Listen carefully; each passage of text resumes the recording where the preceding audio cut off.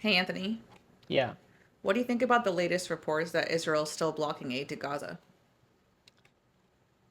I think it's part of the continued annihilation of the Palestinian people by the Israeli government, and now with the full support of the United States government behind it as well. How so? Well, it's hard to find good data on the situation. Reporting on both sides of the conflict is pretty biased and unreliable. On Israel's side, you have basically a blockade of all Western media, which is already biased to start with, and now just can't get into the area at all. And on the Gazan side, Hamas still controls or influences a lot of the reporting out of Gaza. So it's hard to get solid numbers, but the best estimates I can find show that since this war started, there's somewhere between 50 and 100,000 Palestinians dead, about 80% of which are civilian casualties, and that's mainly just from direct military intervention of Israel in the Gaza Strip. But things are escalating a lot over the last couple of months is Israel's basically been enforcing a man-made famine of Gaza.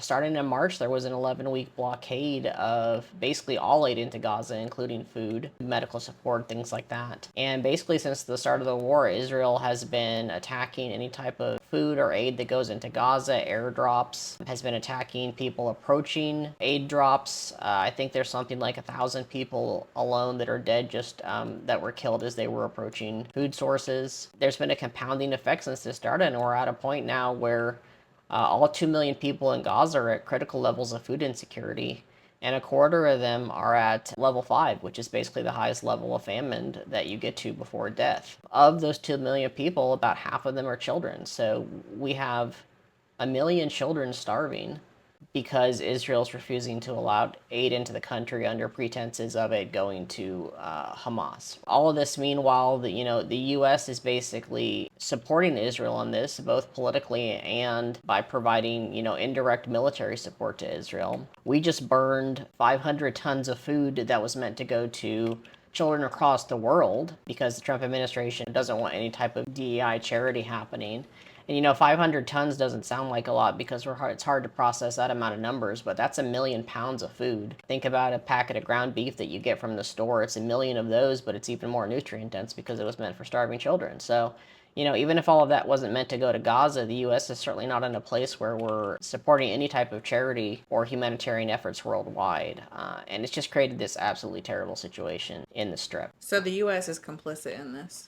Oh, yeah. I mean, the Trump administration is all for this annihilation of Gaza. Trump's son in law, Jared Kushner, has been quoted as saying that, he wanted to basically get rid of all the Palestinians and build resorts on the Gaza Strip once they're all gone. So it's very intentional on the U.S.'s part. And unfortunately, that's all that Israel really needs to continue their current campaign. What can American citizens do who want to help people in Gaza?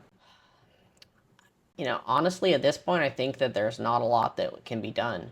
We kind of made our bed when we elected Trump into office because, the entire country is now controlled by a party that doesn't want to help Gaza. Which is not to say that change can't be affected, but it's not going to be affected at the rate that is going to be needed to support Gazans that are literally starving right now. I think that at this point, really what Gaza needs is some type of military intervention, and that's certainly not coming from the U.S. I could maybe see some countries in the EU doing something. I think it's a long shot, but there's some potential there. But there are small things that can be done. There are places that Americans can donate to. I don't have an up-to-date list of everything, but off the top of my head, I would always recommend the World Central Kitchen for food, Doctors Without Borders, UNICEF are all good places to donate to that are trying to help get food into Gaza, or medical aid in the case of Doctors Without Borders.